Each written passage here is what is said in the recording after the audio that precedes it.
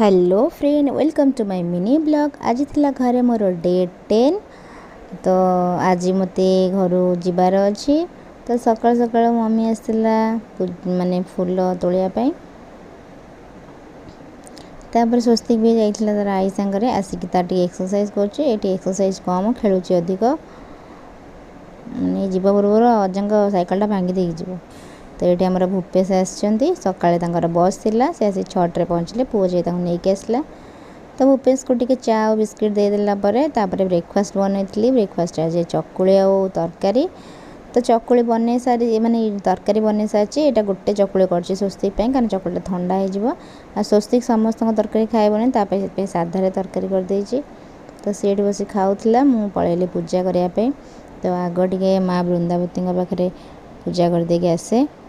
तो आज थिला मोर शेष पूजा कहीं काल तो मुझे घर थी मो मम्मी जमती पूजा करिवो।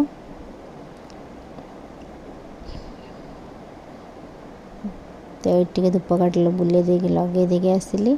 तो मुझे चाहूँगी गचर जल्दी जल्दी बढ़ू मु नेक्स्ट टाइम आसला को फुल तोड़े। तापर पुअर जोतार सुखीदेली। ये एक्चुअली 3-4 दिन है सुखुनी। यहाँ तो बिल्कुल सुखिनी क्या पाग भल नाला। आज टिके खरा है छात पर फुल तोड़ा ही नाला। तो मुझे छात पर फुल तोड़देली तथापि ये धला फुलटा देखो फुटिनी आउ टे खरा पड़े फुटब। तो ये किछिटा फुल ये फुल किछिटा तोड़देली। तो ये भी बहुत सारा मंदार होता। तो ये मंदार सब तोड़देली।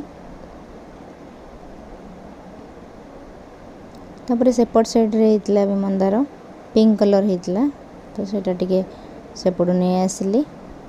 तो आज मुझे इमोशनल हो कहीं काली मु पूजा करने को नी आ डेली गोटे रुटीन होता मोर सका उठी पूजा करके सब करवा। काली मो मम्मी को जहाँ टे कष्ट हम।